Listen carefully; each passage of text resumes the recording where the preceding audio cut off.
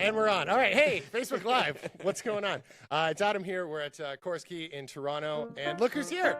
Linkin Park. Yay! We are here to join you in an interview and song. Nailed it. Thank you. Crushed it. Chester, Mike, gentlemen, thanks so much for your time swinging by. We're across Canada right now, so hi to everyone in Canada and around the world. Hello, Canada and Hello, the world. Canada. Diving right into it. Linkin Park is back, which is great news for people who love good music. Well, thank you. I mean, that's the best way to put it. You're a You very like smart good person. music. If you like bad music, then you've been having an awesome time in the last couple years. Now that we're back, good music shall return. I don't. You said it. You started it. It's really stupid. I'm so stupid. I should. No, I'm all for it. I agree with that statement completely. The fact you guys are back, it was interesting. We were sitting just here, and you guys were sort of working out, playing live the song "Heavy" with you in a little bit. The shorthand you guys have between each other. You've had so many projects outside of Linkin Park, so to come back to it, what is it like creatively and amongst you guys as a group that keeps that fresh and the ability to come back to Linkin Park and not have to just go out and do other things to satisfy yourself as artists?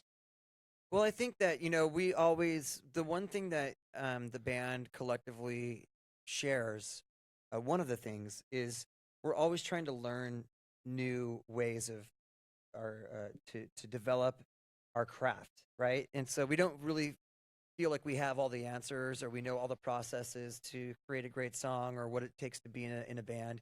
So I think that even with the outside projects that we've done, it's really more of just our love of music and our love of being a part of something creative and being around other creative people. And we're constantly learning and taking those things back into our world. And, but when we're in the studio, we're constantly trying to push ourselves and trying to learn new things, playing with new technologies, trying out new instruments, working with different artists or different producers and constantly trying to see what their process is like because it's so different. I'd say too, like we're also very to jump off of the point that Chester made about the fact that the guys are all, myself included, like really appreciative of the like that we get to do this for a living. Like kind of ridiculous. Like you imagine as a kid, like what's my dream job? It's like, okay, you can have that. We also have like I recently, more so than maybe in many other years, had conversations with a lot of young upcoming artists and ones who are just seeing success for the first time. So Kiara being an example, Julia Michaels, Stormzy, and also some people who are like ones that like are kind of on the uptick as well, like RAC, who's like somebody that probably a lot of folks don't know, but has done like remixes for, well, I say he's basically remixed everybody who's ever played Coachella. But the point is that he's doing really well, but hasn't hit that like mainstream thing. And we have these wonderful conversations with them. Kiara being an example where she's like, what does a business manager do? Like what I'm going on tour for the first time. Like what do I need to be like thinking about and whatever. And for us to be in a position to say, oh, well, that's easy. Like here's the lay of the land. Like we know, we lived it, and that's, I think that we find ourselves in that it's a new thing for us to be in that kind of mentor kind of role or like that veteran role. Which is interesting that you see yourselves as veterans in that way, because the music landscape is constantly changing and you guys as a band are constantly evolving. And I think we've seen that on the first couple songs that we've got thus far from the new record. Like there's no boxes anymore. It doesn't seem like you don't have to just be a rock band, or you don't have to just be. I think like people keep like bringing up genre when it comes to our band, and it's funny because I know that they don't get, like I know other artists don't get that question like we do, because ours it's not like people talking about evolution. Like we're not evolving in a straight line. Like the band's evolving, but we're not evolving in terms of genre. Right. Genre is just like, those are just like adjectives that people put on a band or whatever to like be able to like market it well, like to put it in a certain, it used to be that they needed a genre so you could stick the CD in a certain slot at the record store and you'd know where to find it. like then I guess it became like, you know, you go on Spotify and if you like a certain type of music, you can search there. But now, like we were joking at the beginning of this record that chill is a genre, I guess. Like genre doesn't mean anything anymore. Like chill is not a genre. Heavy is on a bunch of chill playlists, and it's on a bunch of pop playlists, and it's on a bunch of alternative playlists. Like it doesn't matter. We love lots of different types of I music. would like to think that you would. Sorry to cut you off. Good. I would like to think that when you go to the music store now to find Linkin Park, you look under L. right. Yeah. That'd be ideal. Alphabetical. You Yeah. know what I mean? That would be ideal. And you mentioned too that you guys are so excited to be able to live your sort of childhood dream to do this. But when you started Linkin Park, like obviously you start a band, you don't expect to sell 100 million records or whatever it is and tour all these places and play all this stuff. Like, what was the original vision of success for Linkin Park? I'll tell you really. You can tell me yours, Are but you- I'll are go you- back further than. Are you going to go to the hybrid theory? What are we guessing? Oh, you on can tell our- them that story. Yeah. So our version of success when we were just putting out hybrid theory was, how many records do you think will sell in the first week? I think I was at the highest because I'm always the one who's like, all of them. So like, I think I came in at 12,000 copies, and Joe came in at the lowest, and his was 0. And everyone else in the band kind of fell somewhere in It was between like I 5 and think 8,000. the average was around like 7 or 8. Yeah, 5 to somewhere 8,000 around there. copies. And we sold like 47,000 copies that week. So we were like, at that point, we'd already surpassed like our dreams of like that first week, and it just kind of snowballed from there. Yeah. And yourself, Mike? Well, I mean, I was thinking back to like initially, and this is for we'd each have different stories of like what we were doing at the time. But when I was in high school, I grew up on hip hop, but I also played piano, and so like those two things came together in like a producer kind of role. Like I'd make beats and stuff, and my friend Mark would come over on the weekends on Saturdays usually, and we would and we were like 16, 17, and we'd make these little songs. And we oftentimes would get so carried away with the songs that we knew our friends were getting together and going to somebody's house or going to a party or going to a movie, and we just skip it because like we were in the middle of something that we enjoyed doing. And sometimes we'd finish the song and take it over to the party and play it for everybody. They'd be and then they'd listen to it, whatever.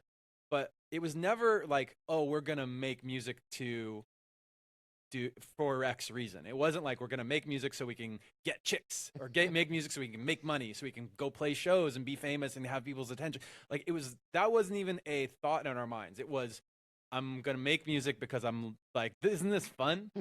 Isn't it fun to make this? And that's kind of like there's definitely still like I would say that's the driving force behind when we're in the studio making an album. I know that a lot of fans and other people and music listeners, there's this other artists.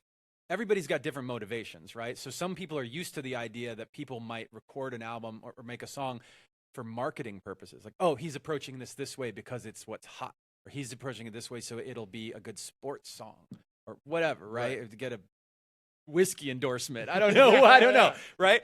And right? Can you imagine us doing that? It's crazy. I solely write That's music. insane I solely for write us. music to get chicks. Just to get chicks. That's why you. I mean, I that's don't know why we you write make the music, most but depressing songs because they Yeah. love that. Chicks Yeah, get dude. depressed. Chicks love depressing Yeah, music. dude, they like it. Yeah, they do. We are live here at Chorus in Toronto with Linkin Park. The new record is out on May the 19th. It is called One More Light. Dive into that title for us. Is there significance for the This whole was the album? first time we named an album after a song. Okay. So it's One More Light is a song on the album. It's one of the most, I think it's one of the kind of core songs on the album. It is the quietest and most somber. It's a song actually about loss. Like a friend of ours passed away, and we wrote it the day of her funeral. And the key thing, and that on its own, I know that sounds really dark, which it is, but there's the key part in the song is that the chorus is about, it's basically saying, who cares if one more light goes out? What, that happens all the time. What's the big deal? And the punchline of the chorus is, I do. I care.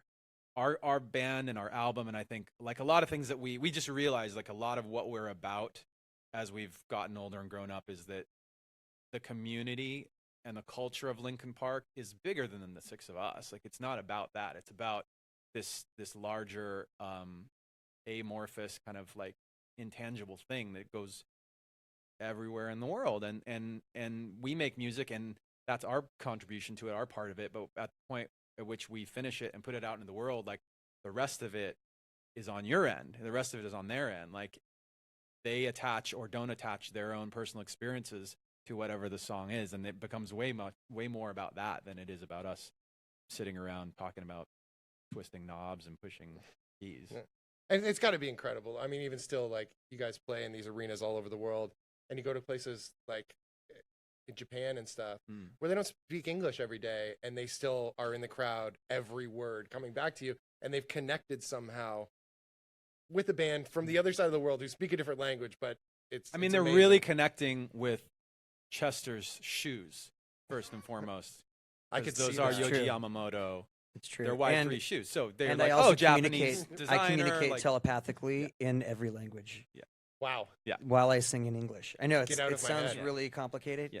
But yeah, it's you know, it is really interesting to be in a group where you can travel around the world and you can be in all these different cultures, in all these different countries that speak all these different languages, and you know they're singing along, whether they understand what they're saying or not. They're singing along to our songs because they resonate in some way with them. And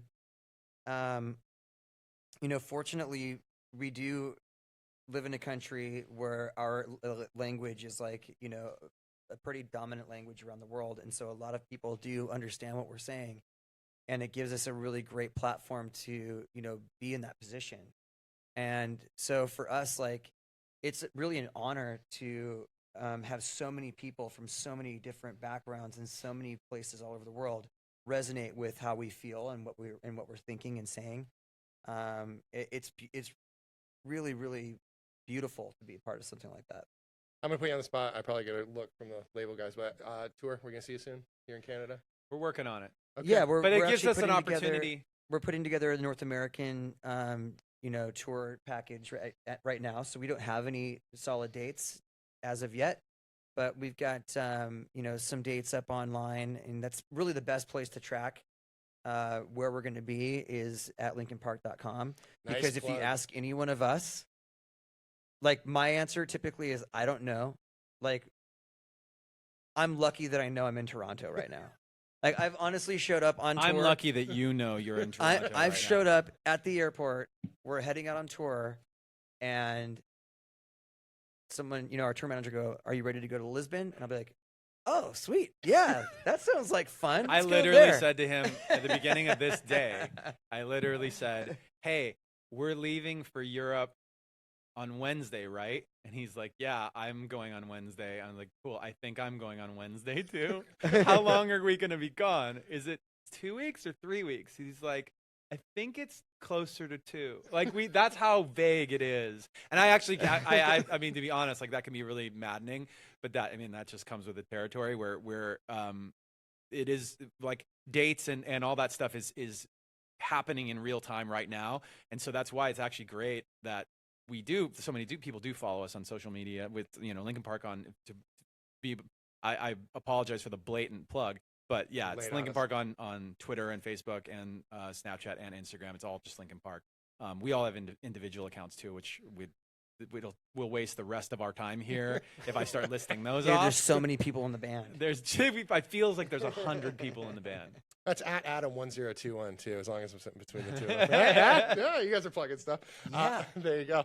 All right, well, here's the deal. Next time you look up and you see the CN Tower, or maybe you're in Vancouver and you realize, oh, there's Canadian flags around, then you stop by our station to Stop say by. hi, and Yes. we're around. All right, sound good? This has been a lot of fun. I keep Sorry. seeing like Pleasure. things that fans are saying at the bottom. And Yeah. this is probably my favorite one. When I was young, Linkin Park was my favorite band. That was really It's like, thanks. Well, he's still young. That's That's what what it I'm is. saying. Look at this guy. He's like 17. Yeah, he's still young, so you're still. I his think favorite band. usually the person who says that is that young. Yeah. You know, they go like, "Oh yeah, when I was a kid," and you're like, "But you're 13, Dude. What That- do you mean?" Before I had all this life experience. I love it when my son Tyler, he's like he's just turned 11 yesterday, as a matter of fact, and his friends will come over, and you know they're little kids. Like to me, they're little kids, and when they're like, yeah, you know, when I was a kid, Yeah. um, You guys remember way back when the PlayStation 3 like came 6 out? months ago. You remember way back on PlayStation 3? I love You remember way back when Minecraft came out? Yeah, it's so good. Should have been around in the 90s. Should have kid. been around. Linkin Park, thank you guys so much. Check back to this space for a special performance from Linkin Park. It'll be up very soon in your local area. So look forward to that. And Maybe that's I'll it. See you later, all my friends in Canada and around the world. Goodbye. Chester, Mike, thanks, guys. You see how I bookended it? You see how we did that?